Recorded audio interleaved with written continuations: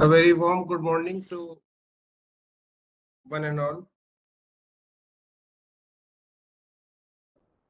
I welcome today's resource person, Professor Mirza Muhammad Sufyan Beg, Principal, ZH College of Engineering and Technology, and Head, Department of Computer Engineering, AMU Aligarh. I also welcome Dr. Faisal Alam, who will be here as a panelist and will conduct this session. Sir, it is 10:01. Now, I would like to request Mr. Faisal Alam, please conduct this session. It's over to you, sir.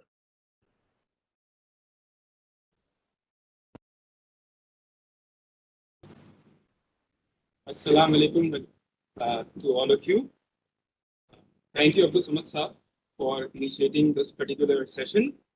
So, I am Faisal Alam from the Department of Computer Engineering, an assistant professor over here, and I will be taking up this particular session. I'll be chairing this particular session today.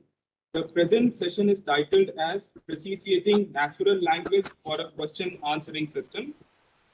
The session will be taken up by Professor Mirza Muhammad Sufyan Beg, as already told. Professor Beg completed his MTech from IIT Kanpur and his PhD from IIT Delhi. And he did his postdoc from University of California, Berkeley. He is the chairman of the Department of Computer Engineering of Zakir Hussain College of Engineering and Technology, and also the principal of the Faculty of Engineering and Technology at Aligarh Muslim University.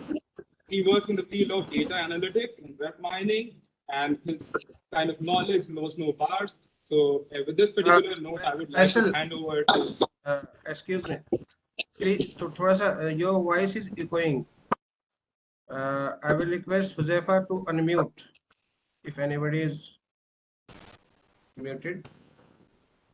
Please mute all those who are panelists. Am I audible? Is it fine right now?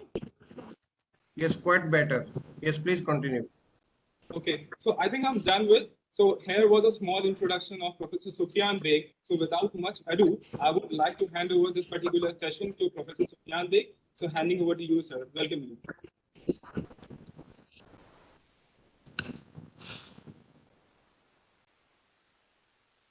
Okay, Assalamu alaikum and good morning to everyone. Today we are going to discuss seating language or question answering system. So I'll continue my discussion. If there is any question, clarification at your end, you can just interrupt me and ask me. In case I'm not audible, then let me know. If I'm audible, fine, no need to respond. If I'm not audible, let me know. So there are some very important keywords in the title that I've chosen for today. One of them is Precisating Natural Language. So what do I mean by precisation? I'll talk about that when we'll continue with our discussion, that what exactly do I mean by precisation. In fact, let me give you a brief introduction to this word, which is not strictly a dictionary word.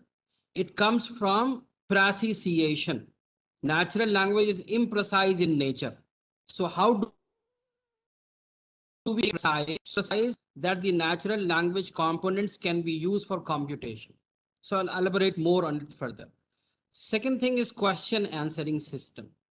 So let me tell you here itself that the question answering systems that exist today, they are more of keyword based question answering system. So basically the system picks up the keywords from the question. It picks up the keywords from the documents, and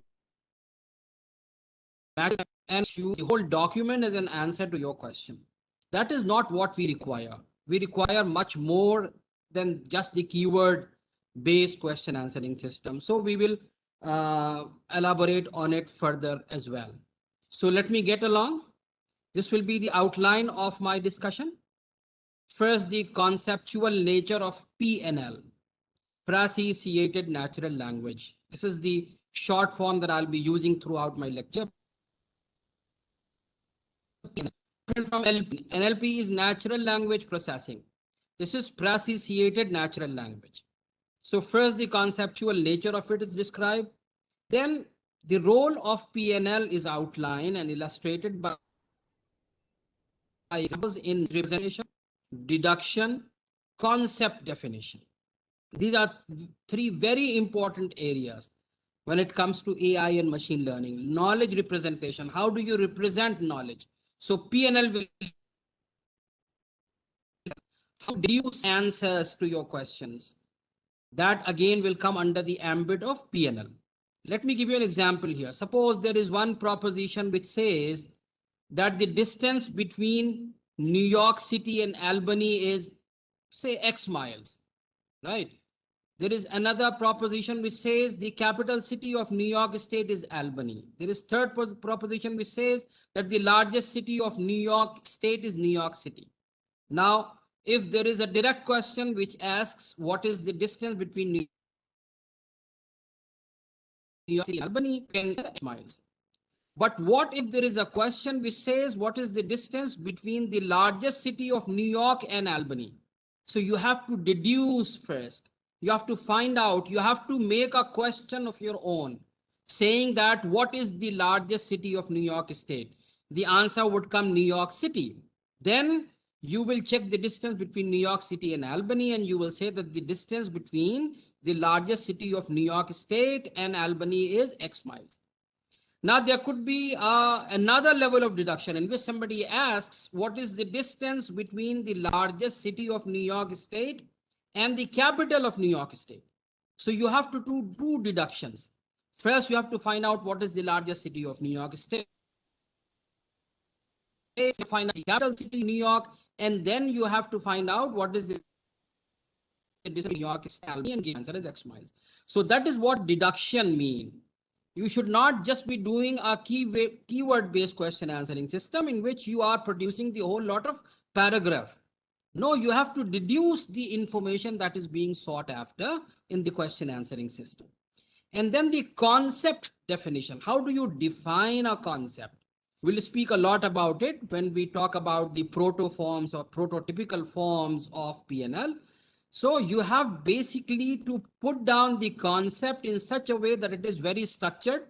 It's structured not from the point of human beings, but point of view of computing. The exposition, the discussion which follows is an outline of the basic ideas which underlie PNL rather than a definitive theory. So a lot of scope of research is there in this area of PNL. So that is what I'll be emphasizing throughout the next hour and a half or 2 hours, whatever. Now, natural language is imprecise nature. A natural language is basically a system of describing perceptions. Why is natural language imprecise? Because mostly it describes perceptions. It is basically a system which describes perceptions. So imprecision is bound to come in. If you can recall the very first lecture that we are given in the area of computer science about algorithms is that we say that algorithm has to be non-ambiguous. You have to be very crystal clear when you are laying down an algorithm. But as human beings, we are ambiguous by very nature. If suppose I had been teaching you or I had been discussing this lecture with you in an offline mode in a class, and somebody who's sitting at the back of the row, I ask him or her to take a few steps forward. You won't ask any further question. You will judge the distance between you and me, and then you will see what next, and then will decide on your own whether to take 5 steps forward, 6 steps forward, 10 steps forward. It will depend on so many things. The size of the classroom, the number of rows. What do I mean by coming forward? If I say come forward and I'm asking you to write something on the blackboard, that will keep the whole lot of walking to the blackboard and so on. Now, if you take this to a computer and write an algorithm and a program wherein you write, take a few steps and loop back, the computer will miserably fail. It will say, tell me precisely 5 steps, 6 steps, 7 steps. After how many steps do I have to loop back? So there is a big gap that needs to be bridged between the natural language and the language of computers, right? So in natural language, we are describing perceptions of distance. We say very far, very near, quite near, so on. Now, there is no numerical value that could be attached to the way we describe distance. You know,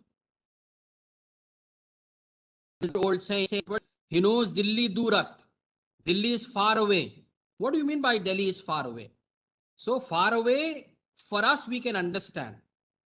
We can at least have an idea as to what do I mean when I say it is far away. Height, short, tall, medium size. There are no numbers attributed. Whether you mean 6 feet or 5.5 or 7 feet or 8 feet. Again, whether you're talking about a person, whether you're talking about a building, whether you're talking about something else, a mountain. Weight, again, a matter of perception. Color, fair complexion, in human beings, and then color, green, you know, the hues of the color, that all is a matter of perception. Temperature, you know, the coordinator said this morning, a very warm morning, a very warm good morning. So what do I mean by warm? Is 30 degrees Celsius a warm for me, or 25 degrees is a warm, or 20 degrees is warm for me? It all depends. Somebody living in the mountains amongst the snow, for him something. Somebody living in a desert, warm is something else. Similarity, you know, we talk about web search engine results. So how similar, how dissimilar, very similar, quite similar, So, likely. Sorry to interrupt you, sir. Your voice Ji. sometimes paused for 5 to 10 seconds. If there something you can improve, please. Really? Actually, Is it that gets from you? paused. You and Fel Alam also had the same problem. No, sir. The voice was stopping. In fact, it was stopping right now. Still, your voice is stopping for me. I don't know. Is it stopping for the participants also? Can somebody respond? Participants, you can test my probably voice. they're not Is able my to unmute voice, them. This is. Now, I am unmuting myself. This is Faisal Alam. Can you hear my voice completely, or my voice is breaking from the other end? You can just. Your voice is also jittery. Your audible voice is also completely? jittery. To me, it is jittery. Probably the problem is with the server. I think we should go ahead with this by the time we solve it. But in the meantime, I think the session should proceed. Okay. So I was saying that perceptions is the basis of the natural language. Likewise, relevance. How relevant is an answer to a question? That again is a matter of perception. For person X, it may be very relevant. For person Y, the same thing may not be that relevant. And likewise, most other attributes of physical and mental objects are intrinsically imprecise. They are by very nature imprecise. So we have to live with imprecision in real life and natural language. So in this perspective, the imprecision of natural language is a direct consequence of the imprecision of perceptions. So why is natural language precise? Because it is based on perceptions, and perceptions are intrinsically imprecise. So that is why we have to find out ways to make the natural language precise. And that is what I'm calling precision of natural language. Now, existing approaches to NLP, to natural language. Let me do one thing. Let me just try to switch my video off. That might improve the quality. Just hold on. Give me a minute. I'm just switching off my video. Now probably it will improve. Okay. So coming to existing approaches to NLP, they are based on bivalent logic, a logic in which shading of truth is not allowed. Whereas Natural language requires shading of truth. Very tall, quite tall, short, medium size, very short. You have to have the shading of truth or shading of values. So that is one stumbling block when you try to deal natural languages with bivalent logic, yes, no logic, natural languages. PNL, preceded natural language, abandons. Doing so, we are able to get two advantages. PNL frees itself from limitations imposed by bivalence and categoricity. You don't necessarily have to put things in this category or the other. You don't necessarily have to say tall and short.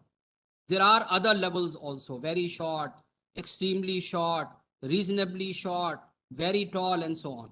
It also opens the doors to new approaches for dealing with long-standing problems in AI and related fields, right? So it opens the door. So many things, so many doors they get opened, particularly in the realm of AI, artificial intelligence, and all such related fields. So as we proceed in our discussion, you will get to see this more about it. But how do we abandon bivalent logic? For that, we have to resort to what is called fuzzy logic. You must be very familiar with fuzzy logic, but let me present it in my way in order to make things easier for us to understand when it comes to appreciation of natural language. So fuzzy logic very hurriedly started with fuzzy sets by Professor Lotfi-Zadeh in 1965. So Professor Lotfi-Zadeh was the founder of fuzzy logic, and I can proudly share with you that I had been the postdoc at the University of California at Berkeley, directly under the supervision of Professor Lotfi-Zadeh. He passed away like a few years back. So I was a postdoc with him in 2005 and 2006. So I have learned fuzzy logic from him directly. So talking about the crisp set, if there is a set which says a set A contains these elements, I can crisply say that small a belongs to the set A, but G does not belong to A. Bivalence. Belongs, doesn't belong. Let me come to a real life scenario. Does Mr. X belong to the set of tall people? You cannot say yes, absolutely. You cannot say no, absolutely either. It is here that the degree of belongingness sets in. You say that Mr. X belongs to the set of tall people to a certain degree, and he belongs to the set of short people to a certain degree. If Mr. X is like 7 feet, still you will say that Mr. X belongs to the set of tall people to a degree 0.99. You may not have absolute values except in some exceptional cases. I don't deny that. But Mr. X belonging to the set of tall people will have certain degree of belongingness. Likewise, as I said, height is a matter of perception and degree. Likewise, intelligence. You cannot say that Albert Einstein was absolutely intelligent. He may have done something foolish in his life at some point of time or the other. So I can say, at best, I can say that Mr. X belongs to the set of tall people to a degree 0.99, to a degree 0.999. Likewise, beauty is a matter of perception. Just give me a minute because the chief guest for the validity function is calling me. Ji, Assalamu alaikum. जी बस जी नहीं ठीक है हाँ चलिए ठीक है कोई बात नहीं। हाँ देख लीजिए जी ठीक है ओके शिवा सामने। So Abdul Samad Sahab, Professor Duja has agreed to be the chief guest, and he has got all the information also. So now let me get back. Beauty is also a matter of perception, and it is subjective also in nature, highly subjective. These things are highly subjective. Now let me clarify here itself. What do I mean by subjective and objective? As students or as young teachers, when we say objective, subjective, questions come to our mind. Objective means yes, no, true, false. multiple choice, fill in the blanks. We call it objective. Subjective is essay-like. No, there is much more to it than just being, those kinds of questions. Subjective means the answer may vary from person to person. That is subjective. Objective means you change the person, the correct answer will remain the same. So in that backdrop, try to understand height is subjective. Somebody who's already 7 feet, for him 6 feet is not tall. Likewise, intelligence is subjective in nature. The intelligence of Mr. X may vary from person to person. The beauty of a person may vary from subject to subject. So they're all highly subjective, varies from person. So they are highly perceptive, they are highly subjective. That is what fuzzy logic deals in. Let me give you some more crisp examples to understand fuzzy logic. Crisp examples to understand fuzzy logic. That is the irony, Is 5 equal to 5? If there is a question, you will say, yes, truth value of 5 equal to 5 is 1. Very good. If I ask you, is 4 equal to 5? You will say, no, truth value of 4 equal to 5 is 0. False, completely false. But what if I ask you, is 3 equal to 5? You will still say no, and truth value of 3 equal to 5 is 0 again. So now my question to you is, shouldn't the truth value of 4 equal to 5 be different from the truth value of 3 equal to 5? If you say that no, anything not 5 is not 5, I'll ask you another question. What about truth value of 4.999999 equal to 5 versus truth value of infinity or minus infinity equal to 5? Should they be equal? Should both be 0? If you say still yes, I'll add one more 9. If you still say yes, they should be same, then I'll keep on adding 9s. And ultimately, you'll have to agree that something in the vicinity of 5 should be treated as 5 to a degree, if not 1, to a degree maybe 0.9, to a degree 0.8, and some finite degree between 0 and 1. Let me share another interesting examples. A teacher asked the students in a class to spell cat.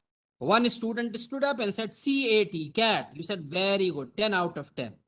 Another student stood up and said K-A-T, cat. In this age of WhatsApp, in this age of messaging, our spellings are bound to get deteriorated. So a student of the WhatsApp age stood up and said K-A-T, cat. You say no, wrong, 0 out of 10.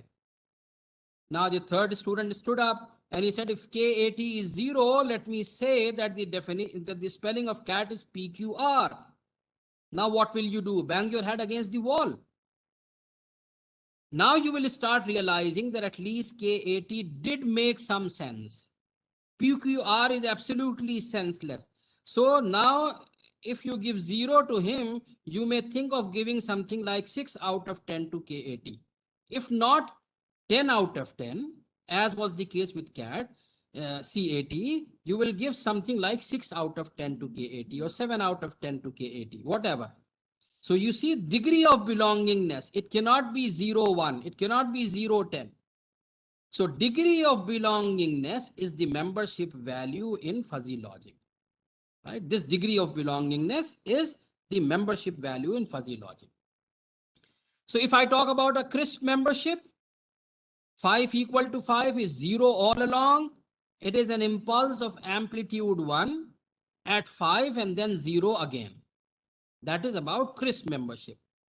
But if you extend it to fuzzy membership in order to incorporate the real life problems, then it should be an asymptotic function. There is a difference between asymptomatic and asymptotic. In fact, in this age of pandemic, we have started using asymptomatic for asymptotic also. They are different values. They are different words. So asymptotic means it will tend to 0 only at minus infinity or plus infinity. At value 5, it may be 1.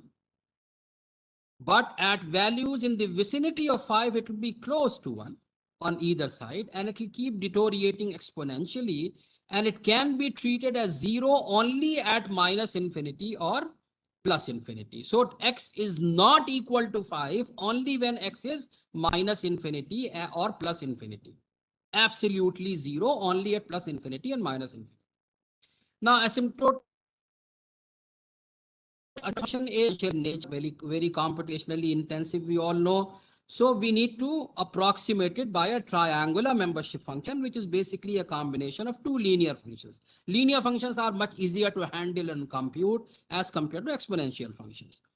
So what you can do, 5 is having a truth value of 5 is having one membership value at 5, but in the vicinity of 5, it is linearly decaying. So something which may not necessarily be infinity, but far away from 5 may be treated as 0.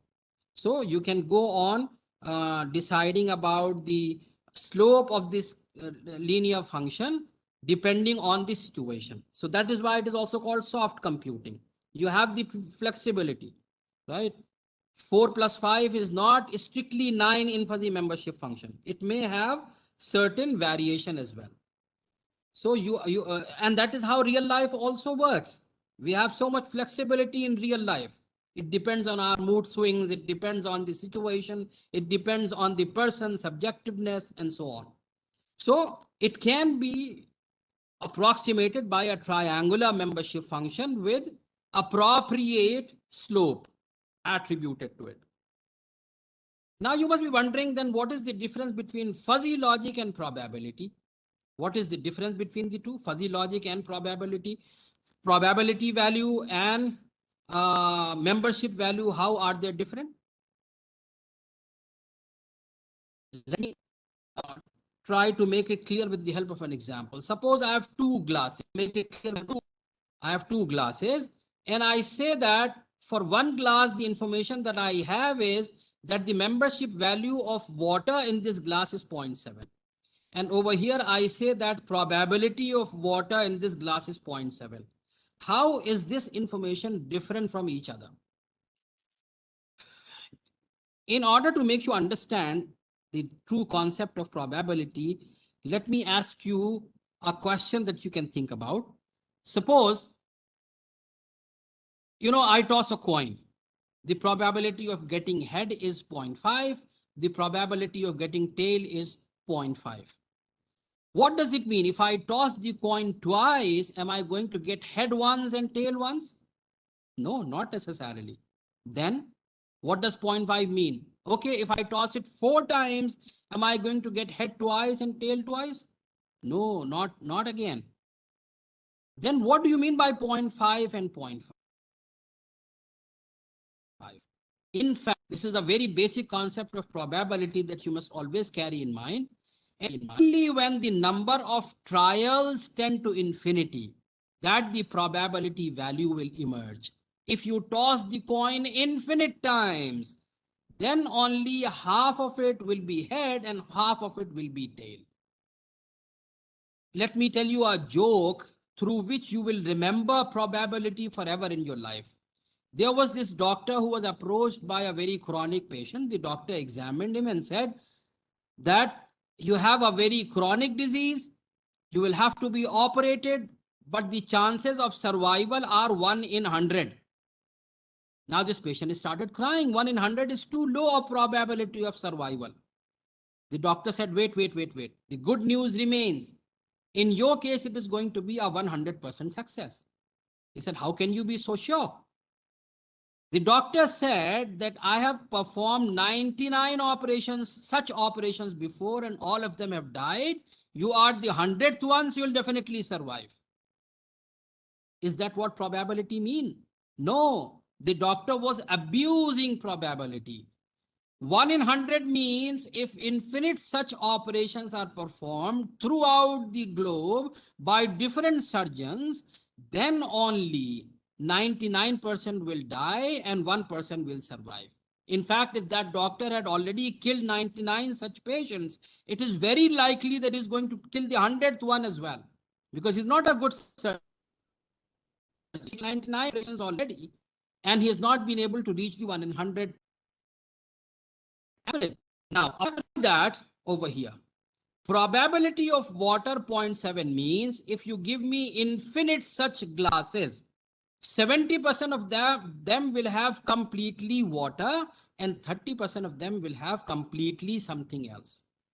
Mu of water or membership value of water means give me 1 glass, 2 glass, 10 glass, 100 glasses, infinite glasses. Each glass will have 70% water and 30% something else.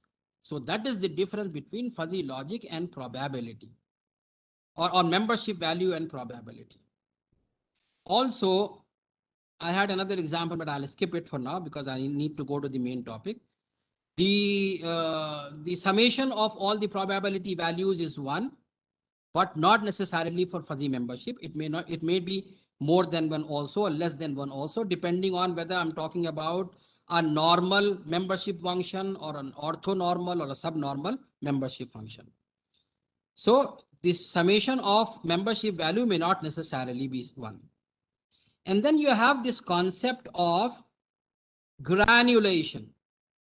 You try to have membership values depending on the perceptions. So low membership value, that may be a trapezoidal function. If I'm talking about the temperatures, it may start from -infinity to something like 20 degrees Celsius. With an overlap, I can have from 20 degrees to something like 30 degrees or 35 degrees. And then with an overlap, that 30 degree onwards, still plus infinity, I can attribute it as high. Okay.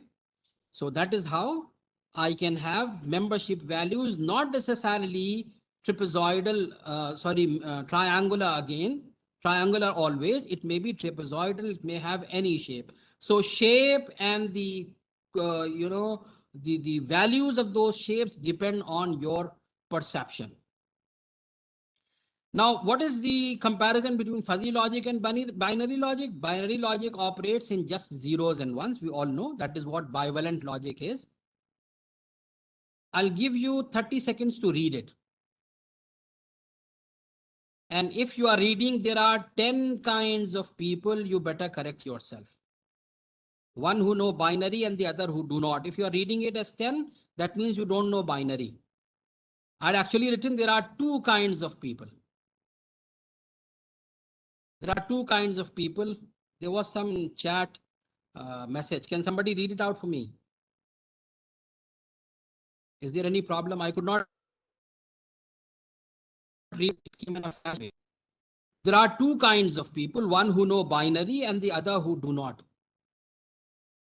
Voice breaking also. Can't help it. Can't help it, the voice breaking thing. I've switched off my video also. What else can I do?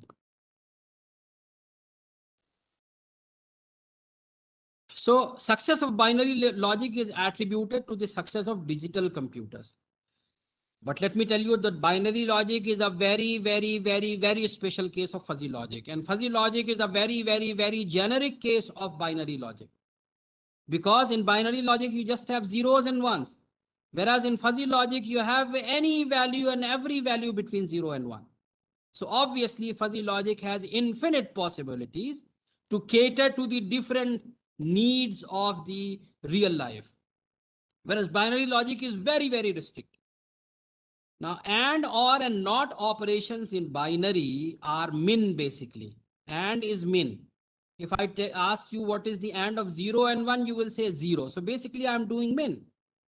Likewise, or is max operation, right? And not is 1 minus x. Not of 0 is 1 and not of 1 is 0. So I can extend min, max and 1 minus x operations as the fuzzy and, fuzzy or and fuzzy not respectively. To begin with, this is the first step, not the last step. There are so many more steps when you talk about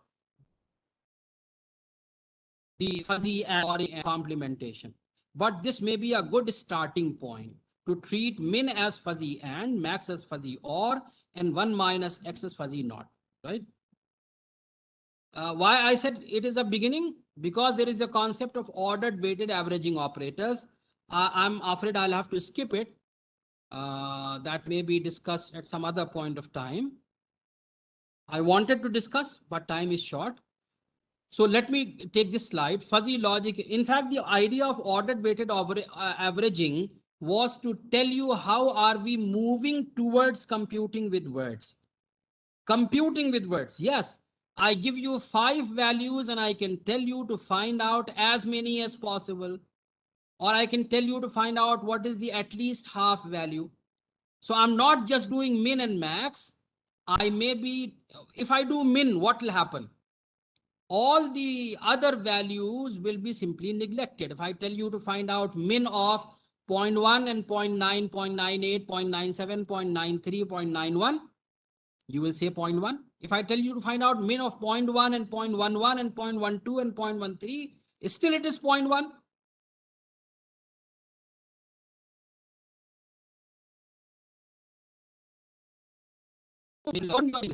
As the use also on finding out fuzzy ANDing using min operations, right? So that is the concept of ordered weighted averaging. But I'll have to skip it. I need to discuss so many more things here. What is fuzzy logic in real life?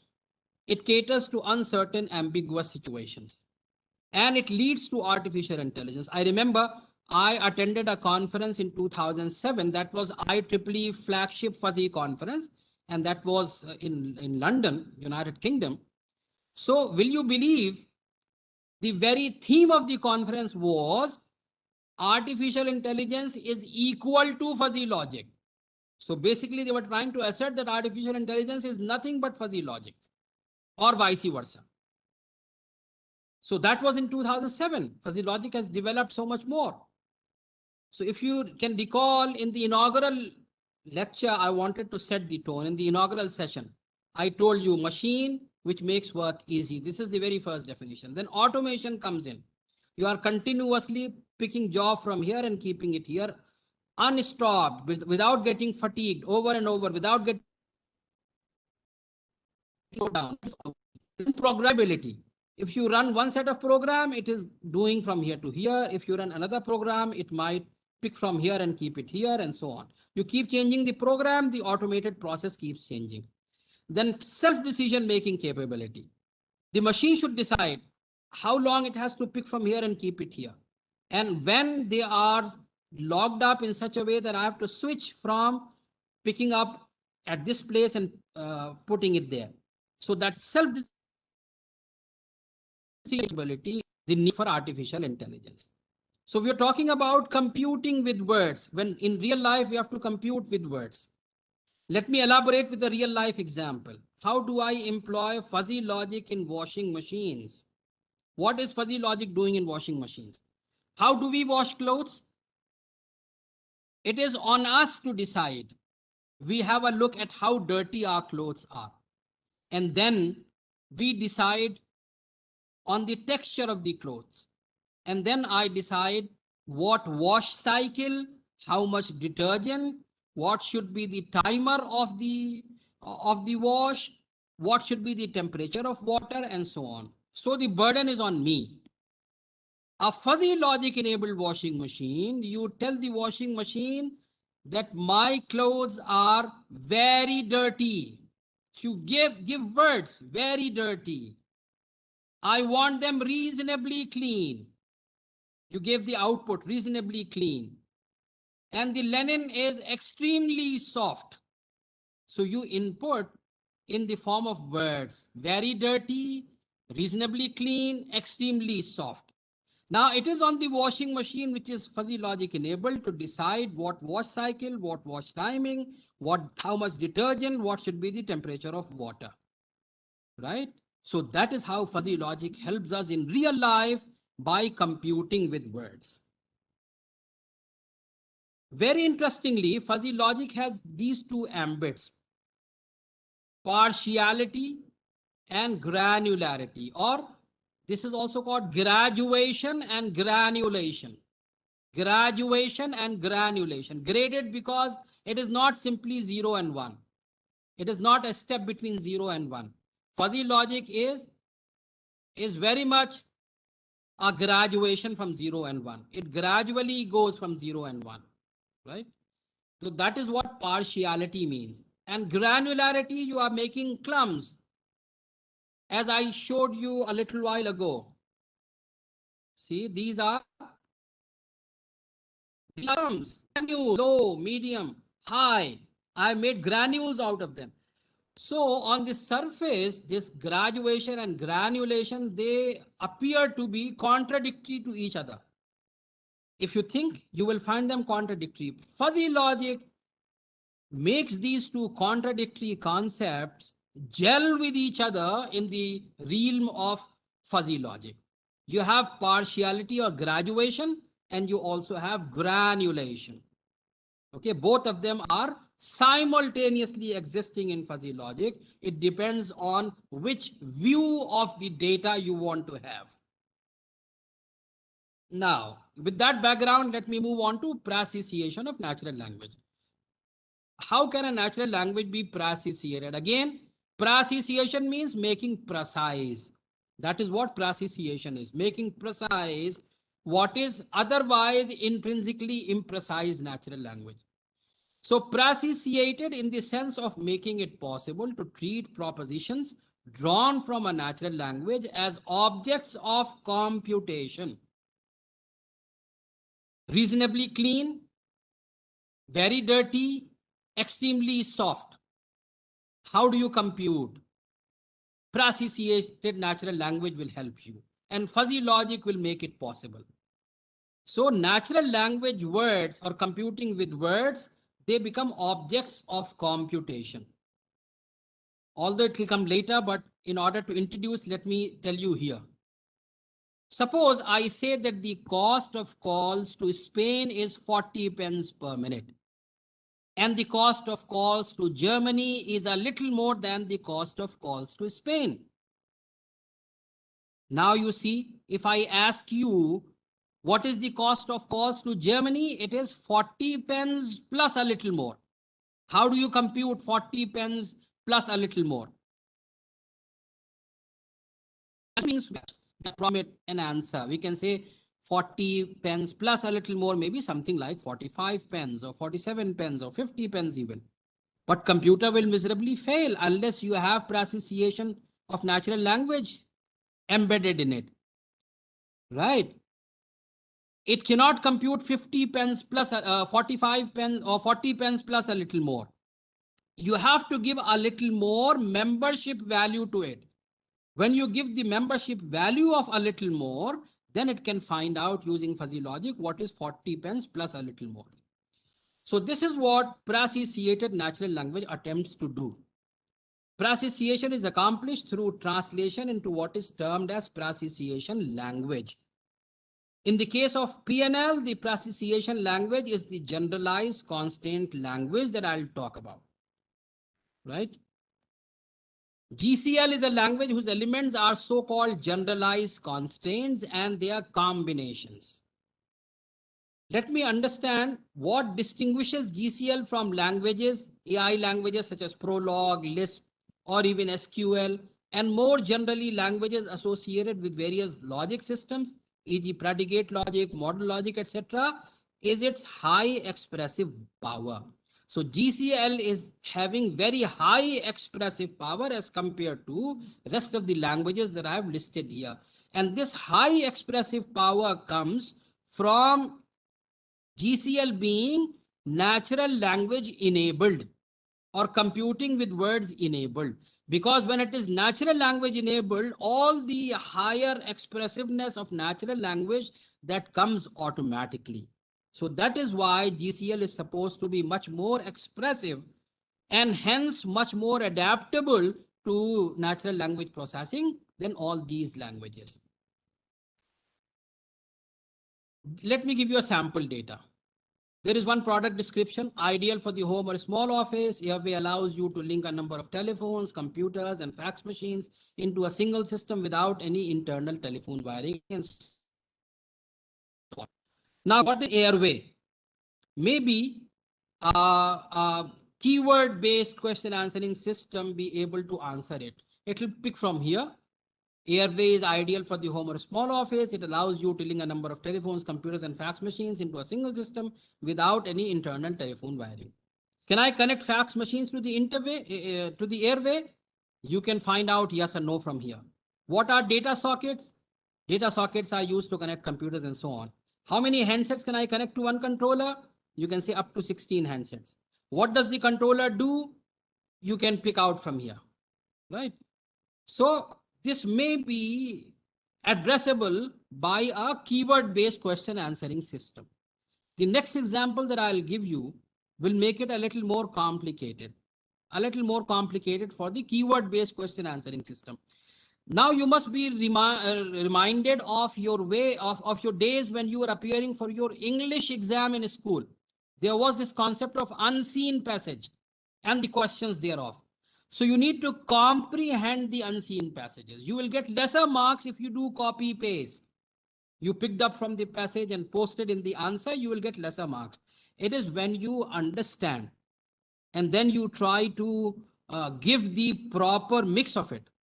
Okay, let me tell you a joke here again to keep my talk a little more involving and interesting. You must have heard that joke. I'm just trying to make you remind. There's somebody who went to a sweet shop and he said, do you have jalebi? He said, yes. He said, okay, put 1 kg of jalebi in a bucket. Do you have barfi? He said, yes. Put 1 kg of barfi in a bucket as well, in the same bucket as well. Do you have balushahi? Yes. Put 1 kg. So he kept on naming all the sweets and kept on putting 1 kg of them in the bucket. And then he asked him to mix it properly. Ghoto isko. Mix it properly. And when it was mixed, he said, give me 250 grams of the paste that has come out of it. Obviously, the sweet seller became very angry because he had, destroyed so many different sweets.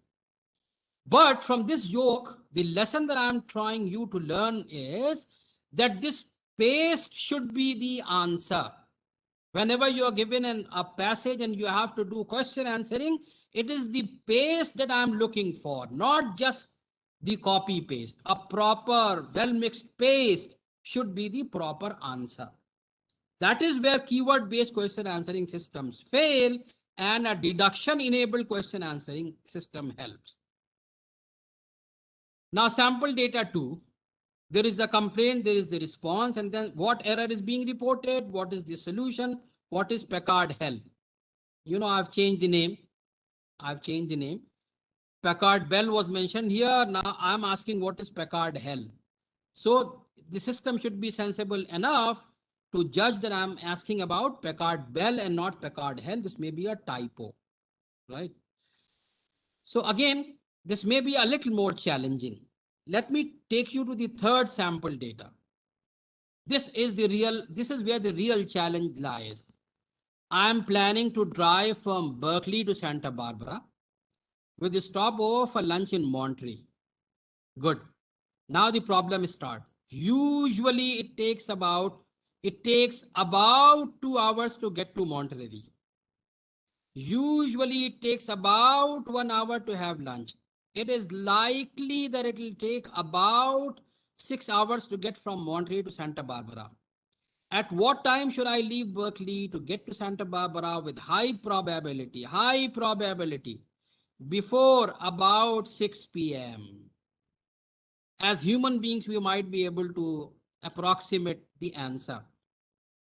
But the computer will fail. Computer will ask you what is usually, what is about 1 hour, about 2 hours. What do you mean by about 2 hours? Is it 2 hours 15 minutes? Is it 2 hours 10 minutes? Or is it 1 hour 45 minutes? Tell me precisely.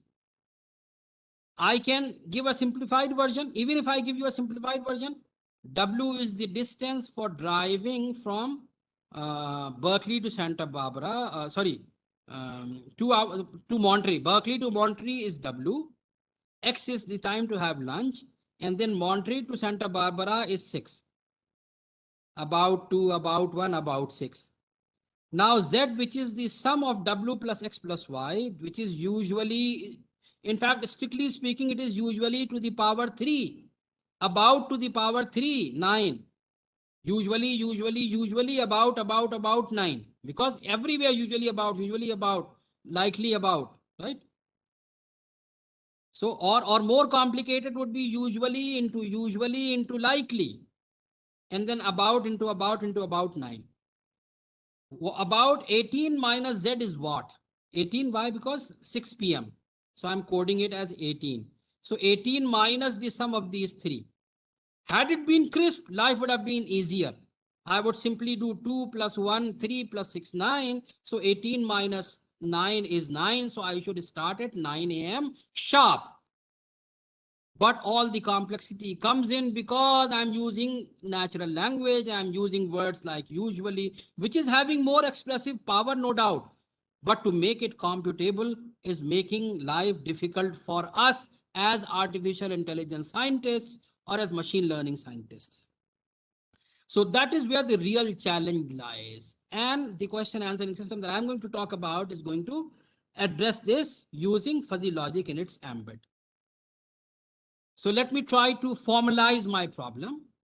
Information may be measurement based, which is numerical. It is 35 degrees Celsius. Eva is 28 years old. Probability is 0.8. Perception based, linguistic. It is very warm. Eva is young. Probability is high. These could be measured. Now, if I go there, they cannot be measured even. It is cloudy. Now, what is the corresponding number to it? You cannot even give numbers to it. Traffic is heavy. You cannot give numbers to it. What do you mean by heavy? It is hard to find parking near the campus.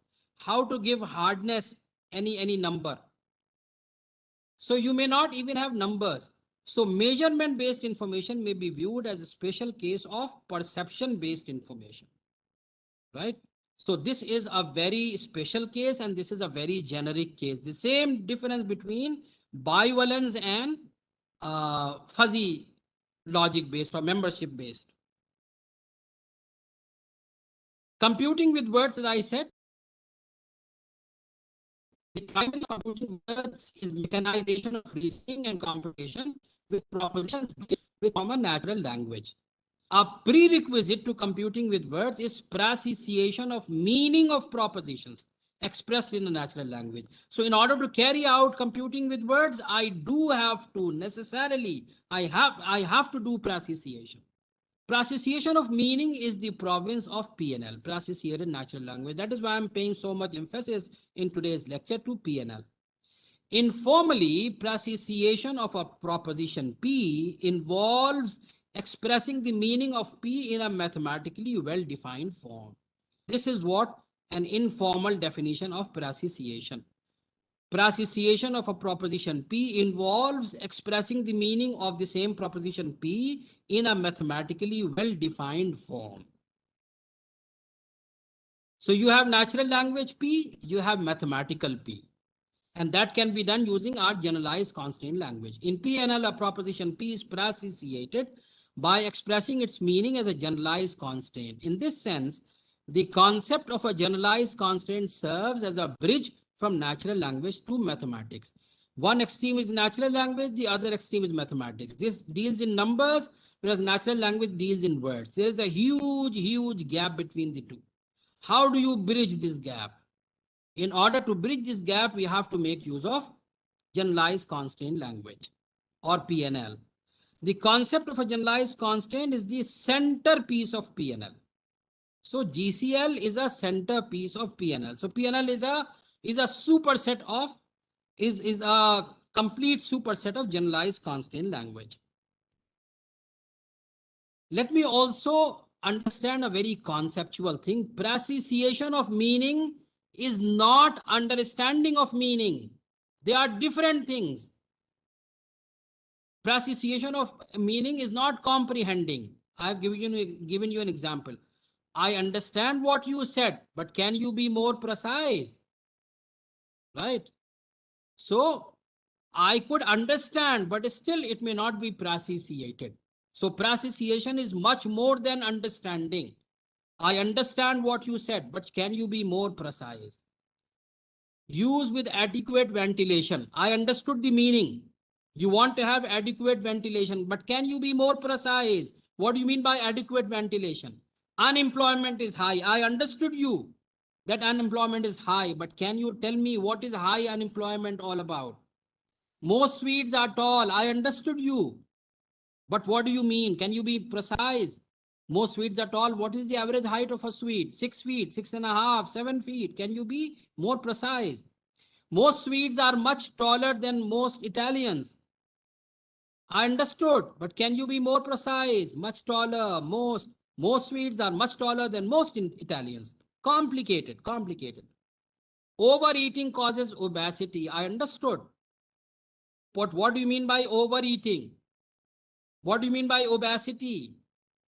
Is Mr. X obese? You cannot say absolutely yes, you cannot say absolutely no either. Likewise, causality, relevance, bear market, mountain, edge, approximately 5, they're all fuzzy concepts.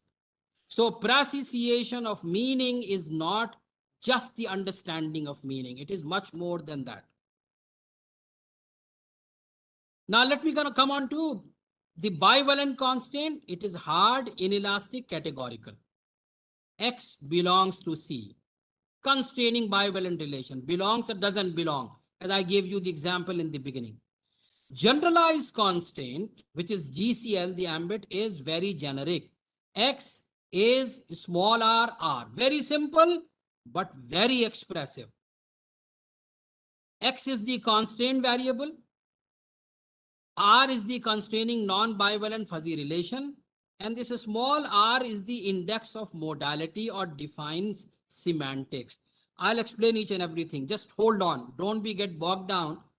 Just look at the simplicity of GCL. This is taking all those understanding of meaning, and concept definition, all the three things that are given there. X is R. What is R? What is X? Answer. X is R. You just have to identify what is capital X, what is a small r, and what is capital R. Let's see what is a small r. A small r may be bivalent, belongs to, equal to, less to, greater than, equal to, subset of, and so on. R may even be blank. You don't want to keep R. You don't want to keep the fuzziness. You don't keep fuzziness. Again, R may be having so many different variations. Like it may be veristic, it may be usuality, it may be rough set, it may be fuzzy graph, and so on. So that way R brings all the expressiveness, all the high level of expressiveness. So let me take them one by one. Three things we have to see: X, capital R, and small r, right? These are the three things. This is just the defining value, as is a defining value. So we have to understand what is X, what is capital R, and what is small r. And that will be the ambit of GCL. X may be an array variable in itself, X1, X2. It may be an array. It may be a value, of course, but it may be an array. X may be a proposition itself. X may itself be a proposition. Leslie is tall. Suppose I say Leslie is tall is a wrong statement. So in that case, Leslie is tall becomes X, is a wrong statement becomes R, capital R. X may be a function of another variable. X may be a function of Y. I'll come to that also later. X may be conditioned on another value. X given Y. X is this if Y is this. X is that if Y is that. We do define it that way. X may have a structure. X may be like location of residence of Carol. If I say Carol lives in London, so what I'm talking about, location of residence of Carol is London. So my X will be location residence Carol, my R will be London. Although my statement is Carol resides in London. So X is a generalized constraint. X itself may be a constraint by itself. X may be a group variable. In this case, there is a group, so many different names with each member of the group associated with an attribute value. Person 1, attribute 1. Person 2, attribute 3. So not just an array variable. It may be a tuple. X1 itself may be a tuple. So it may have vector valued. So symbolically, it may be name 1, its membership value, name 2, its membership value. This is said to be the fuzzy notation. If I say 0.5, A plus some value B. So I mean that A belongs to this set with a degree 0.5. B belongs to this set to this degree 0.3 or whatever. So this is the Zadeh notation. This is said to be Zadeh notation. So when I say tall suites, I'm talking about suites where height is tall, right? So many variations are there in X itself. Now coming to small r. Remember, X is R. So this X I have defined, it may have so many different shapes. Now coming to R. R may be equality constant. X is equal to R is an abbreviation of X is equal to R. So my R assumes equality. It may be inequality. X is less than equal to R. Subsethood, X is a subset of R. Possibilistic constant, X is R. R is the possibility distribution of X. It may have a veristic constant. X is veristically related to R. R is the variation of X. Let me take a sip of water. Okay. And P, it may be a probability constraint. X is probabilistically R. So R is the probability distribution of X. So in standard constraints, bivalent, possibilistic, bivalent, veristic, and probabilistic. It may be bimodal, it may be random set, it may be fuzzy graph, it may be usuality constraint, it may be group constraint. Just remember them because I don't have time to explain what is bimodal, what is random set, fuzzy graph. They're all subjects in themselves, a full semester subjects, random set theory, fuzzy graph theory, usuality theory, group theory. They're all, full semester subjects. Possibilistic, X is R. Probabilistic, X is probably R. Veristic, X is veristically R. Primary constraints are formalizations of three basic perceptions: perception of possibility, perception of possibility, perception of likelihood, and perception of truth. Right? So three constraints, three ambits: perception of possibility, perception of likelihood, and perception of truth. You might be wondering what is the difference between possibility and likelihood. Again, remember the example, glass of water, 0.7 probability, 0.7 membership value, the same difference. And perception of truth. So in this perspective, probability may be viewed as an attribute of perception of likelihood. Probability may be viewed as an attribute of perception of likelihood. Right? Let me give you some examples. Monica is young. What do I mean? Age of Monica is young. Monica, what is Monica? If somebody asks, what is Monica? The answer is not Monica is young. The answer, what is Monica or who is Monica? The answer could be Monica is a girl who studies in such and such class, who lives there and so on. Over here, Monica is young means I'm talking about age of Monica. So what if you will say age of Monica is young or Monica is young. Monica is much younger than Maria. So age of Monica, age of Maria is much younger. So this will be my X, this part will be my X, and this part is my R. And much would be your small r. Most suites are tall. How do you express it? You count suites divided by number of suites. Height suite is most, right? So you will have this entire thing is X is a normally distributed random variable with mean m and variance sigma square.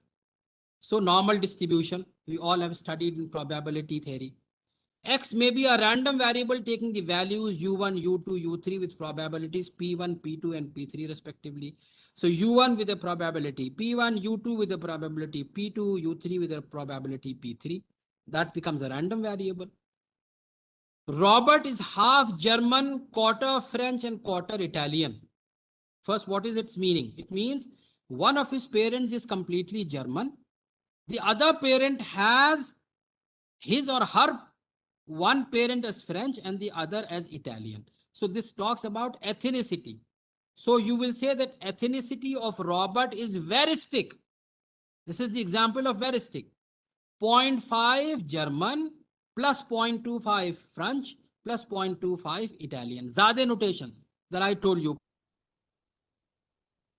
0.1 German to 1 French, 0.25 upon Italian. So this is veristic. Robert resided in London from 1985 to 1990. How do you express it? Reside, Robert, London is veristic, 1985, 1990. Right? So this is how you go on doing it. So after the examples, let me go on to the praciation process as such. After having introduced, how do you praciate as such? The first thing that I suggest is begin with simplified natural language. Begin with simplified natural language. What do I mean by simplified natural? It should have simple sentences. It should not have compound sentences. Recall your basic English grammar. Simple sentence is the one which has just one verb. When you combine two simple sentences using connectives like and, but, it becomes compound sentence. So first step is to break your natural language so as to have simple sentences, and I'll call that a simplified natural language. It will have just one verb. It may have an object or may not have an object, depends on whether you're talking about non-transitive verbs or transitive verbs. For example, if I say Carol is running. So there is the verb is running, but it doesn't have any object. It just has a sentence. If I say Carol is beating Robert, now it has verb as well as object as well as subject, right? So a simple natural language will have all sentences having just one verb, may or may not have an object, and also may or may not have an object either. For example, if I say go, it is a complete sentence. It just has one verb. It doesn't have object. It doesn't have subject. Go is a complete sentence. So object is optional mostly, and in some rare cases, subject is also optional. So first step is to do a simplified natural language. Then look for these protoforms. What do I mean by protoform? Protoform is a short form of prototypical form. What is a prototype? Prototype is just one product that you make of the concept. That is prototype. So prototypical forms, what kind of prototypes I want to have in my natural language? So these are 5 protoforms that I'll be concentrating on. X is A, a special case, and a generic case would be X is RA,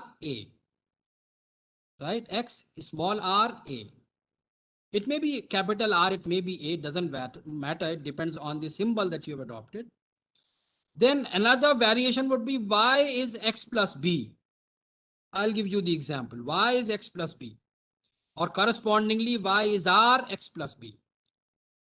Q A's are B's. Just make a quick note of them on your answer sheet, on your notebook, please, because I'll be referring to them again and again. It may take a lot of time if I keep switching slides back and forth. So 5 protoforms I'll be talking about. X is A or X is RA. You just make a note of this. X is RA, Y is R X plus B, Q A's are B's, Q1, Q2 A's are B and C's, Fx is A. 5 protoforms. I'll be referring to them again and again. So please make a quick note of them on your answer book, on the paper that you may have in front of you. Use your pen, right? So just these 5 protoforms I'm going to look for now. And that will help me a lot in praciation of natural language. Now, praciation is not the ultimate objective. It is not the end in itself. It is a means to the end. Basically, praciation is a prerequisite to mechanization of reasoning and deduction. That is what I'll be looking for ultimately. In PNL, a concept which plays a key role in deduction is that of protoform. prototypic form, as I just now said. A protoform of a proposition or a collection of propositions is an abstracted summary. So it gives me summarization also. If I'm able to extract all the protoforms and put them, that is the of the text that I'm talking about. So basic structure, this is natural language. You do the praeciation and translation to get the generalized constraint. This is said to be praecient of B. P and P star is the praecient of B. You pass this P through the GC module and you get P star. And this will be the generalized constant. X given A is R or B. X or A is RB. Not given, it is X or A is R or B. So this is the generalized form, constraint form of the proposition. Carol lives in a small city near San Francisco. This is your NL. This is your NL, right? P. You try to put it in GCP form by writing it like this. X will be location of residence of Carol is R, where R is near city and small city, right? Location of residence of Carol is R, where R is near city, small city. Small city near San Francisco. So first, in order to move on to the prototypical form, you will have to do the part of speech tagging. There are standard part of speech taggers available, like Stanford tagger is there. It takes a sentence or a file and tags according to Pennsylvania tree bank tag set, which contains 36 part of speech tag sets and 12 other tags for punctuation and special symbols. For example, if this two part of speech tagger, if I give you airway is ideal for the home or small office as a sentence or as the input, the output of the part of speech tagger would be airway is a proper noun, is continuous verb. Ideal is again proper noun. Why? Because I have put it in uppercase. I have, had it been small I, ideal like this, then it would have been a common noun. But right now it is identifying it as a proper noun. For, which is an injunction, determiner. See, this is home is coming out to be a common noun. Or conjunction, small adjective, office, again a common noun.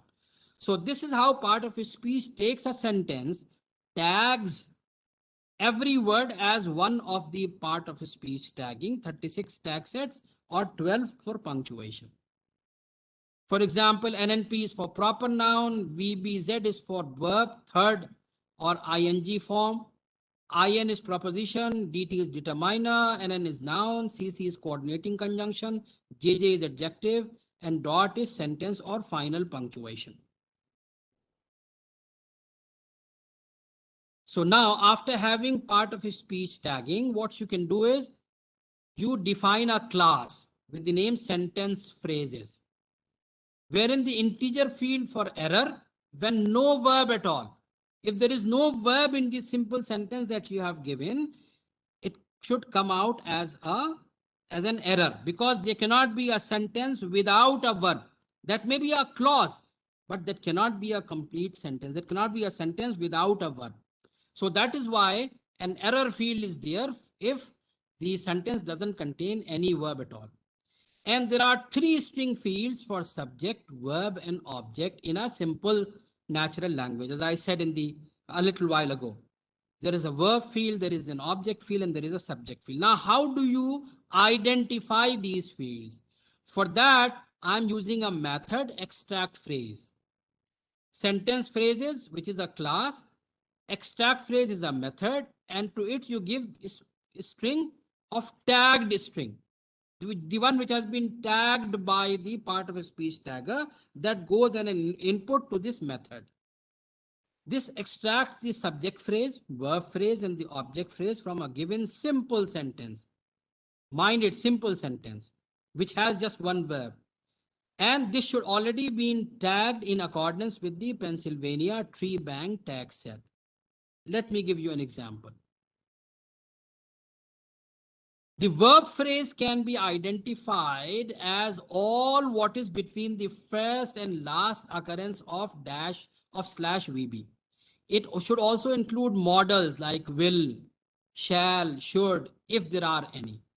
Subject phrase will be all before verb phrase, and object phrase, if any, will be all after verb phrase. For example, the same tagged proposition which I gave you a few slides ago, NNP, ID, DT, number, NN of, in, NN. So in this should be the input to the extract phrase method. So it will look for all occurrence of VB.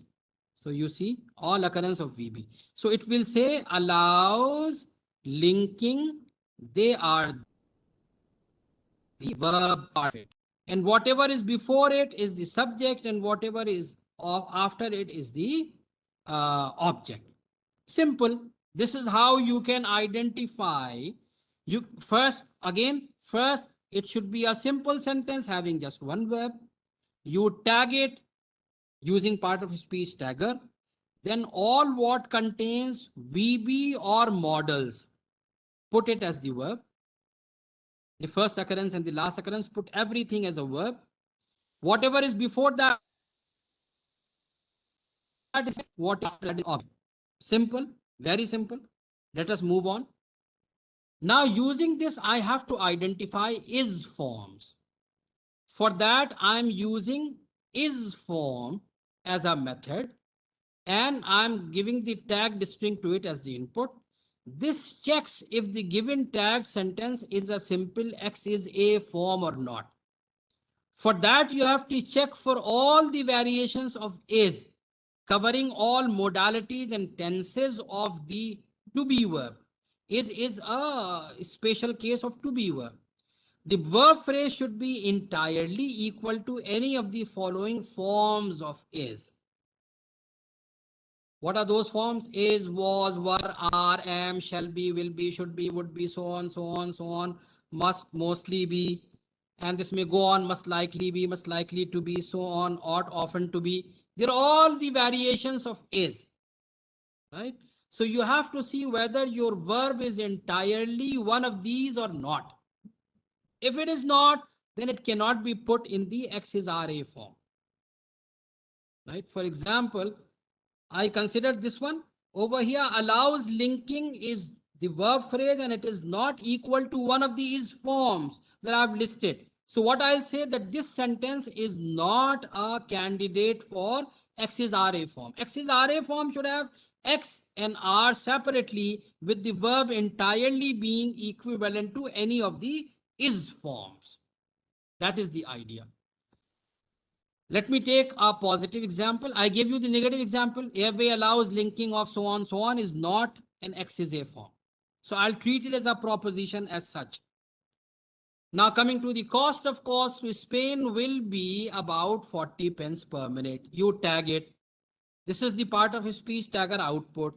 Then you extract phrases. When you extract phrases, you see that MD and VB, right? You put these two together and that becomes your verb phrase. Whatever before that is the subject phrase. Whatever is after it is the object phrase. So the cost of calls to Spain will be about 40 pence per minute. You have extracted the verb phrase, the subject phrase, and the object phrase. Now when you go back to this list, you will see that will be is one of the X is a form. Somewhere it must be. Will be, yeah, see, will be is one of the is forms. So how can you put it? You will put it in X is a form, saying the cost of calls to Spain is X. You will replace this will be as the standard is, and about 40 pence per minute as your A. Right? So this is a valid X is a form. Agreed? Out of the 5, I have done half. Why half? Because I've done X is A. I haven't done X is RA yet. I'll do it later. X is R. X is R is A, or X is R capital R, whatever. So I've done without R as yet. I'll do it using R also later. But let me go on to the next prototypical form. Now look at your notebook. What is the next prototypical form? That is Y is X plus B. Okay. This is another example which says that this is not an X is A form because allows linking is not one of the forms of A. So it will say it is not an X is A form. Simple. I've already referred to it. Now the next prototype is Y is X plus B form.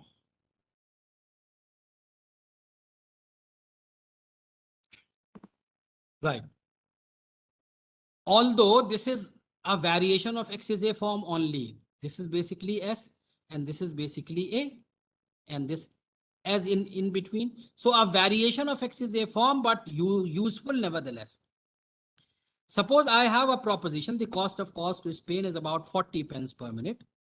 There's another proposition, the cost of calls to Germany is a little more than the cost of calls to Spain. I can put this P2 in Y is X plus B form using P1, where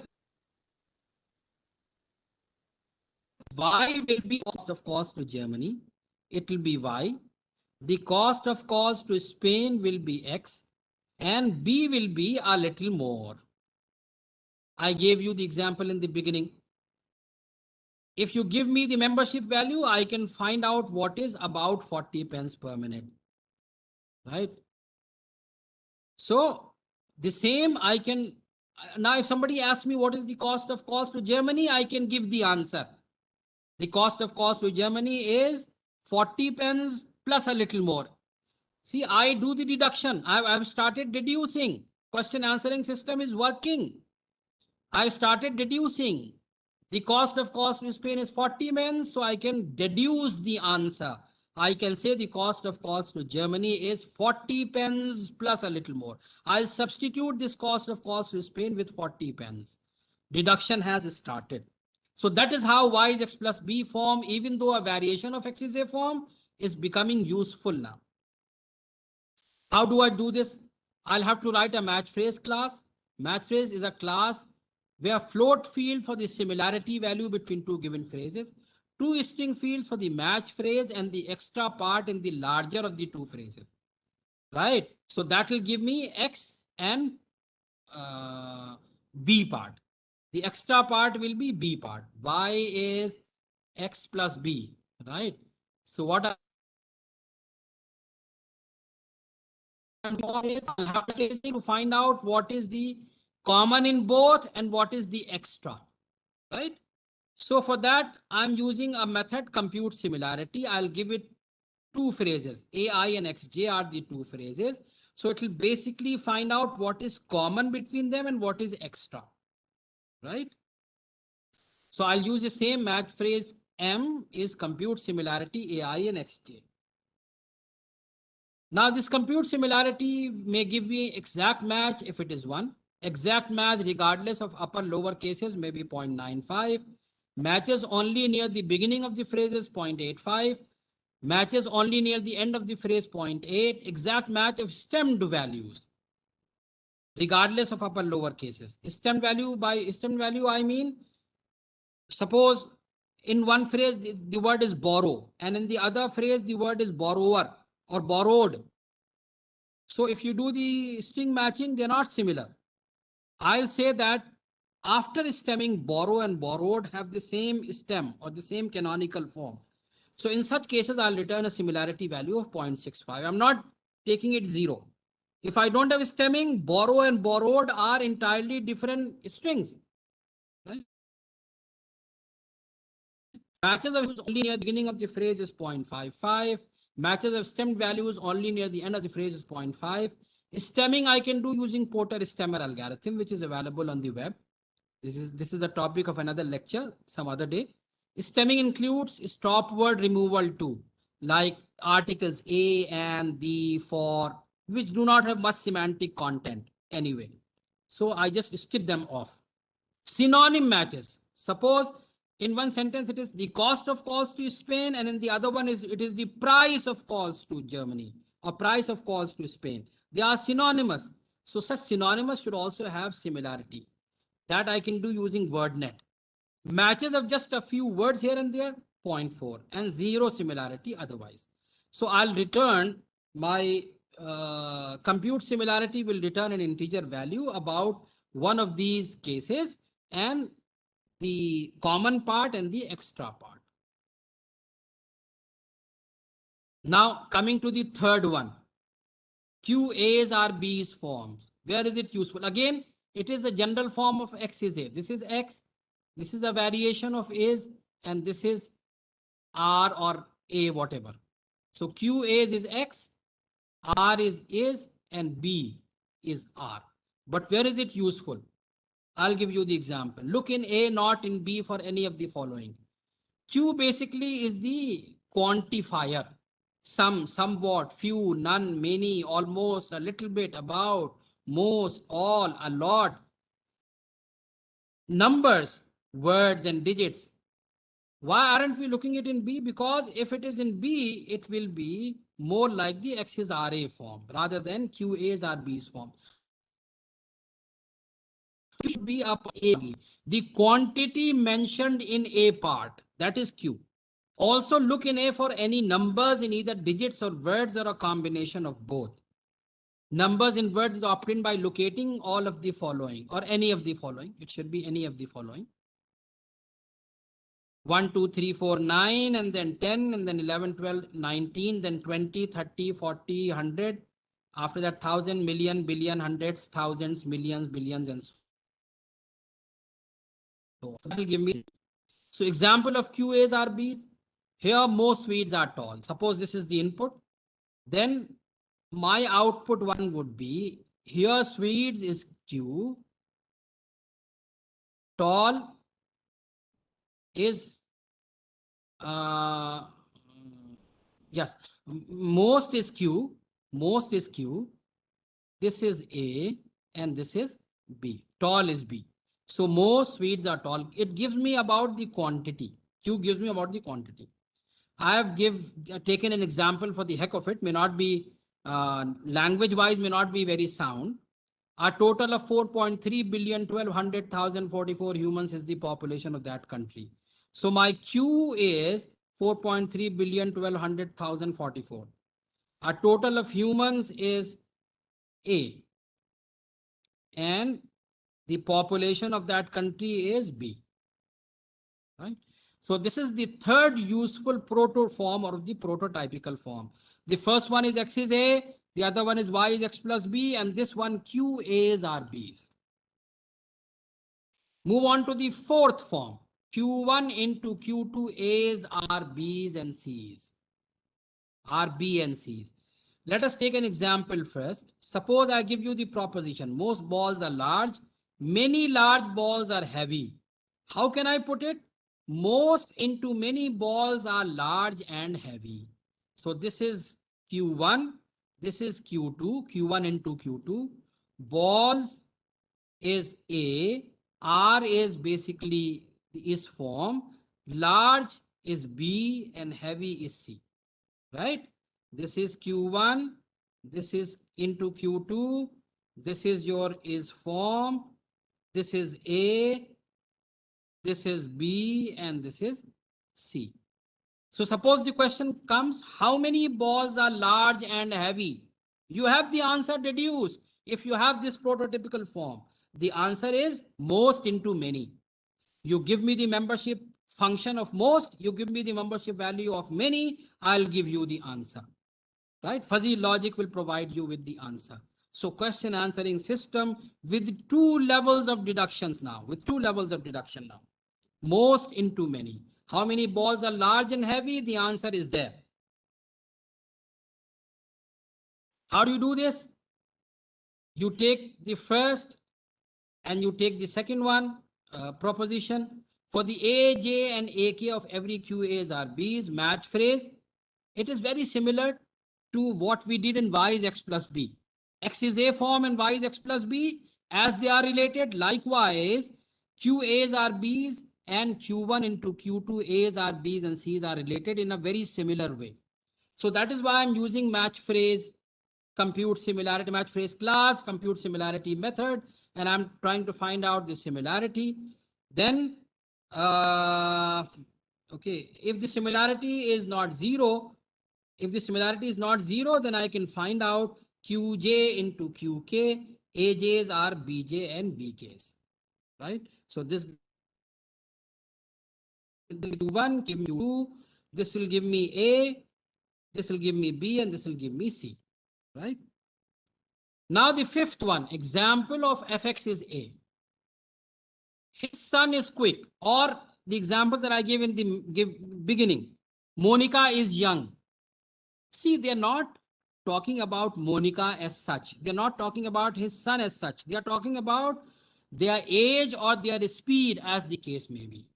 So if I do the tagging, his will be this tag set. Son is common noun, is VB, quickly is adjective. So from here I see that my verb is this part, VB part is verb. Subject is what all is before that, and the object is what all after that. So I may have been confused to put it in X is A form, but I have to differentiate between X is A and Fx is A. So the concept I have to bring in, I'll have to say that speed of his son is quick. How do I do that? I take some concepts and their values. For example, whenever I'm getting crawl, fast, quick, rapid, slow, lightning, fast, I'm talking about speed. Any of these newborn, newly born, young, middle age, adult, child, I'm talking about age. Cheap, fairly expensive, I'm talking about cost. It may go on. Over here, you may go on adding such values of concepts. Dimension of angstrom, micron, meter, distance, altitude, weight, heavy, featherweight, size, small, large. All of them may go on. You go on adding temperature, shade, volume of sound, scent, fragrance, fragrant smell, stink, odor, aroma, perfume, whiff, texture. I talked about the texture of the cloth, right? You can go on adding more words to it, concepts or values to it, health, quantity, time, taste, appearance, and this list may go on. This list may go on. So I have to see if any of the values are occurring. If they are occurring, I'll say that I'm talking about a concept. Like, for example, if I'm talking about his son is quick, so quick is an attribute of speed. See, quick is an attribute of speed. So I'll say speed of his son is quick. Monica is young. So young, yes, young is a value of the concept age. So I'll give the concept age of Monica is young, right? How do I do that? For every X is A, if A contains any of the listed values, the value list that I am given in the table, or that may be expanded also, then F is equal to the concept corresponding to that value. Those cases where the concept value is followed by a noun. For example, airway shall probably be ideal for the home or small office. So the undesirable output will be probably size of airways is small. It is not about the size of airway, because I'm talking, there is an adjective after the concept value.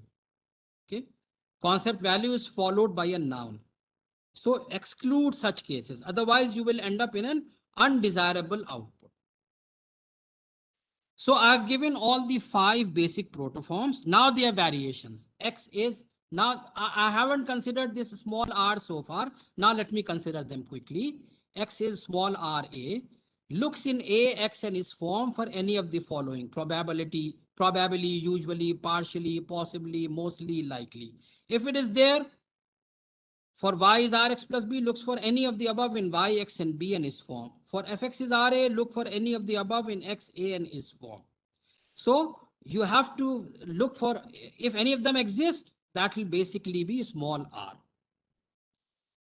Examples are like this: the heart of airway network is possibly the controller.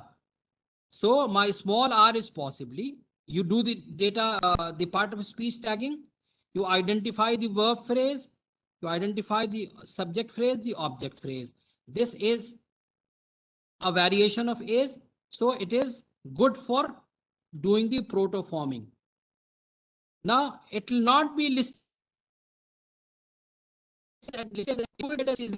form, then that will be wrong, because you have to identify that possibly is there. So this possibly is a small r. The heart of airway is X. Heart of airway network is X. The controller is A. Right? Why is Rx plus B example? The cost of calls to Germany will be probably a little more than the cost of calls to Spain. You do the part of speech tagging, you the verb identification, the subject identification, the object identification, the way I've already explained in so much detail earlier. After that, you see that probably comes as a part of B. So you pull it out and you identify it as small r. And then from the remaining, you identify what is Y, what is X, and what is B, the extra part. Similarity value 0.7, right? Similarity value 0.7 because of all such cases that are, let me not go. His son will probably be quick. So you do the part of speech tagging, and then you see that probably is a part of the verb phrase. So you pull it out. You will say, this is small r, this is F, this is X, and this is A. So using these 5 protoforms or the variations thereof by introducing a small r, you can do wonders. You can do the definition, you can do the concept, you can do the deduction, you can do the summarization. All such things can be done. So let me summarize. A concept which plays a pivotal role in PNL is that of a protoform, a concept which touches upon 2 fundamental facets of human cognition, the ability to summarize and the ability to abstract. The concept, there is a subtle difference between summarization and abstract. Abstract gives you the concept. It is more towards the concept, and summary is just making it short. So concept is more, abstract is more difficult to form than summary. The concept of a protoform serves 3 basic functions. Organization of knowledge. Knowledge is better organized. All such cases you have seen. His son will probably be quick is better organized in the FX is R. Like the cost of calls to Germany will be probably a little more than the cost of calls to Spain is better organized when you put it in Y is Rx plus B form. So organization of knowledge and deduction. I've given you the example. Deduction. What is the cost of calls to Germany? Deduced. Say the cost of calls to Spain plus a little more. And definition. It is all about definition. X is A is definition. What is X? X is A. Sorry. What is A? A is X. Definition. By providing a, so very important, 3 very important things are taken care of to a large extent. I don't say to complete extent because it is still it is not a definitive theory. Work is going on. That is why I wanted to discuss with you so that all the budding researchers can take it as a future research. By providing a system for processation of natural languages, PNL opens the door to a wide-ranging enlargement of the role of natural languages in scientific theories, especially those theories in which human judgment, perceptions, and emotions play very important role. You know, all such processated natural language, you know, judgment, perception, emotions. If I'm happy, I'll call it a warm day. If I'm sad, I'll say it is a very tough day. Right? So huge difference between tough and warm. Somebody in a good mood is wishing you warm good morning. Somebody who's not in such a good mood will say good morning. Right? So that warm word adds so much emotion to it. Now, what could be the future directions?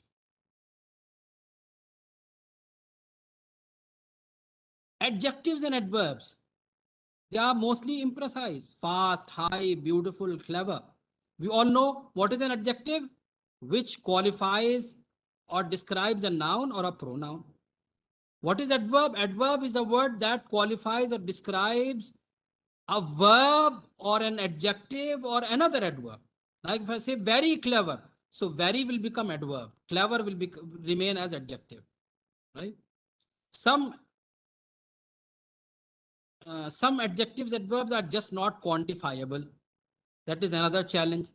First challenge is how to pronunciate adjectives and adverbs. Another challenge, some are not quantifiable, beautiful, clever, they're not quantifiable, or cloudy, or heavy traffic, right?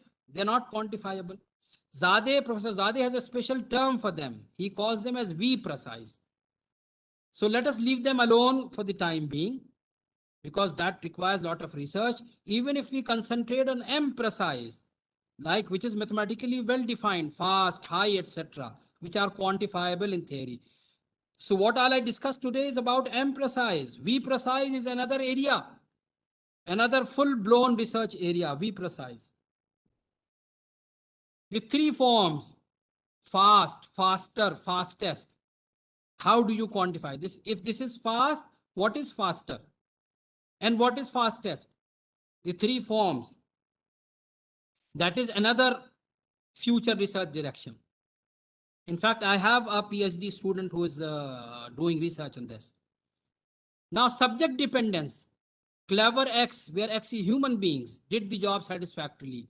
Clever Y, where Y is monkey, did the job satisfactorily. So now the satisfactorily has different annotations depending on the subject.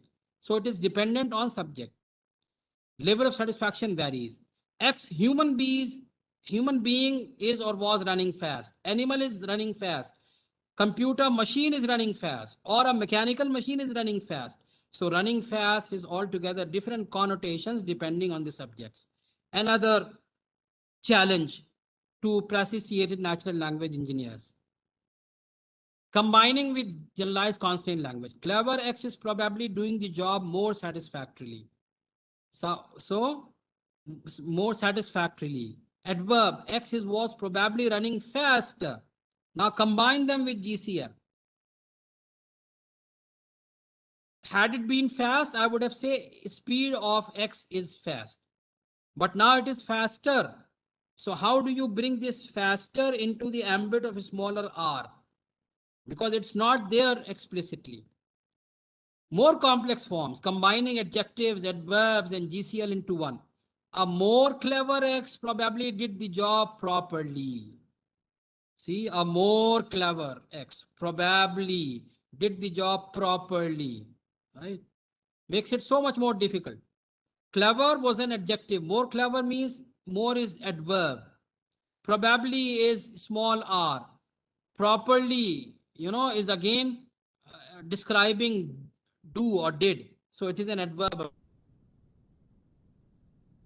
again. Generalized forms. Adjective, X is ry. Adverb, X is r. Verb, adverb. Forms. It's a verb, adverb. You have both adjectives as well as adverb in them, in the X is RA form. Recursion of adverbs. An adverb describes a verb, an adjective, or another adverb. Same adverb repeated many times. He is really fast. He's really fast. Different adverbs. X is flying really very high. Y is flying really much higher than the rest. Making it, we use them. We use them. Whenever we have to emphasize something, we use these kinds of sentences. So if we come across such sentences, how do we make them computable using PNL? So same adverb repeated. I can have adverb to the power n, or I can have adverb 1, adverb 2, adverb n. So this may be the structure of such a GCL. Combinations. I can have adverb n1, adverb n2, so on, and adverb nm, different adverbs. Like adverb, adjective, X is R, where we may have so many adverbs. So this is all about what I wanted to discuss today. Thank you very much. I know it has been very intense.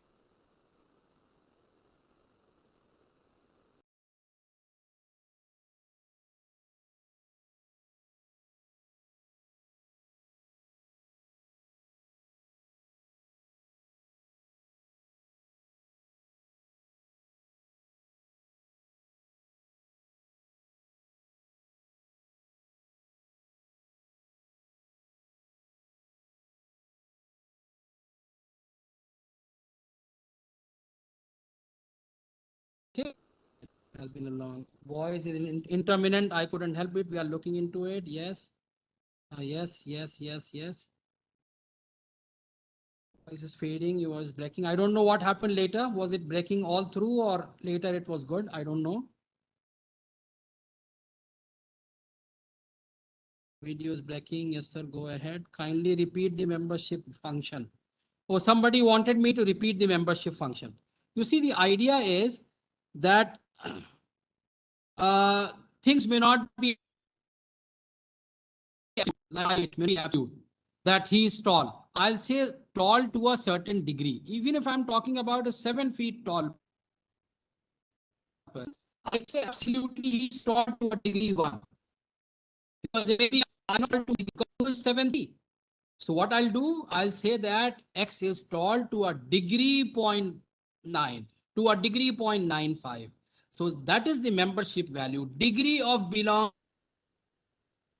is the value in short. How much degree you belong to set. Okay. But if resource, okay. Finally repeat the membership function. Excellent session is going, but if resource person is a bit slower, it will be very beneficial. I'm going to be more slow because I had to cover the topic completely. We can take offline questions and queries through email later. If you have any doubts left. Voice breaking. You're going fast. I had to. They gave me just one session, 2 sessions. Probably it had to do with something because I'm the local faculty person for this FDP. So they cannot give me 2 sessions. So that's why I had to cover it in 1 session. Kindly share video recordings. All sessions are too good and more informative. Thanks for organizing this wonderful FDP. Okay, good compliment. Attendance, please, sir. Recording of lecture will be shared. Great presentation. Wonderful presentation. Okay. Kindly share reference for some good reads for fuzzy logic questionnaire building. For fuzzy logic, I'll there is a book Fuzzy Logic with Engineering Applications. The author are T.J. Ross. The good part about this book is that it has been written by a civil engineer. So that is why it is very simple. It is not written by a computer scientist or a computer engineer. It is written by a civil engineer. So it has a lot of application oriented explanations. It is from McGraw-Hill. Probably Tata McGraw-Hill has also got. So the title of the name, when you were saying the name, actually the voice broke. Can you just write it down for everybody? Fuzzy. Okay, I'm writing in the chat box. Fuzzy Logic with Engineering Applications by T.J. Ross. McGraw-Hill. You may have to check. It might have come as Tata McGraw-Hill also. I'm not sure. So I've just written the Fuzzy Logic with Engineering Applications. That is the title by T.J. Ross, Timothy Ross, McGraw-Hill. So that will be a good beginning. About question answering, questionnaire is different thing. Question answering is what I discussed. Question answering, you will have to refer to some of the papers. If you email me later, I can share those papers with me, which have already been published in the public domain. Okay, any other question?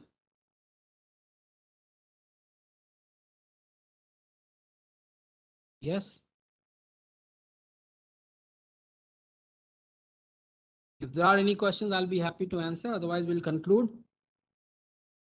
So if you're not asking questions, let me tell you from my experience that either 2 of these situations. Either you have understood everything or you have understood nothing. Only then you don't ask. Probably people, if they want, they can write the question here as maybe we cannot unmute you for now.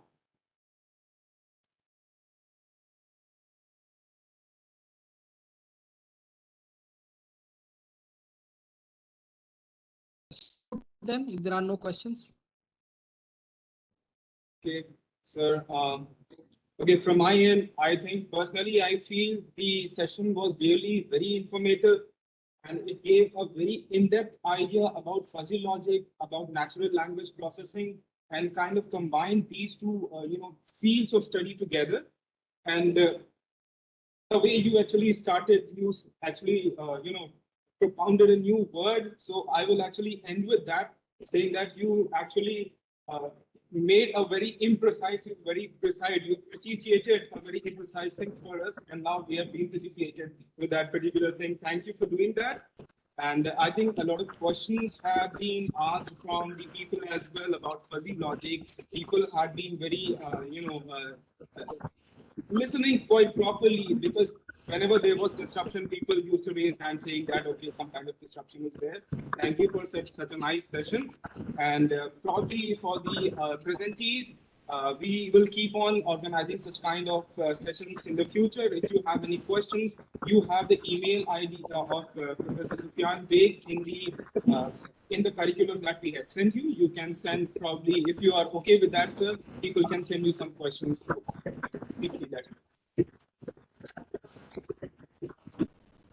So, Well, thank you, Dr. Faisal Alam, and my sincere thanks to today's resource person, Professor Sufyan Beg. Now, this is an information to the participants that the test for this FTP shall be conducted at 12:15 today. I will send you the link for Google Form, and it will remain active up to 1 o'clock. So you will be having 45 minutes to complete it. Rest, if any query, you can post in the WhatsApp group. Second thing is that the validity section shall start at 5 p.m. today. There is a session from 3 to 5. We will request the resource person to complete it by 4:45 p.m. All of you are requested to please join the validity session, and those who have short of attendance, we can count the attendance in the validity section to fulfill the requirement, as 80% attendance is must. And 3 attendees have been selected to give their feedback. We will try to make them panelists, and by putting their camera on, they can give their feedbacks just for 2 minutes. Thank you all and wish you all the best for the test that is to be started at 12:15 p.m. today. Thank you.